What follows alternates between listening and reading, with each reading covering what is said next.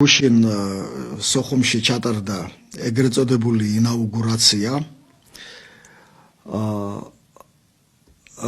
ჩატარდა სცენარით, რომელიც ჩვენ არაერთხელ გვინახავს, მაგრამ გუშინდელი ეგრეთ წოდებული ინაუგურაცია იმით განსხვავდებოდა სხვა დანარჩენი მსგავსი ღონისძიებებისაგან, რაც მათ ჩაუტარებიათ, რომ მთავარი მოქმედი გმირი იყო არა ის დე-ფაქტო პრეზიდენტი, არამედ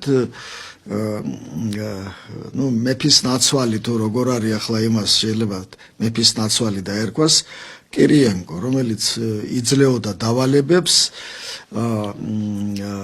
დარიგებებს აძლევდა, როგორ მოქცეულიყვნენ ამა თუ იმ ვითარებაში, რა საკითხები უნდა განეხილათ, რა საკითხები უნდა გადაეჭრათ და ასე შემდეგ.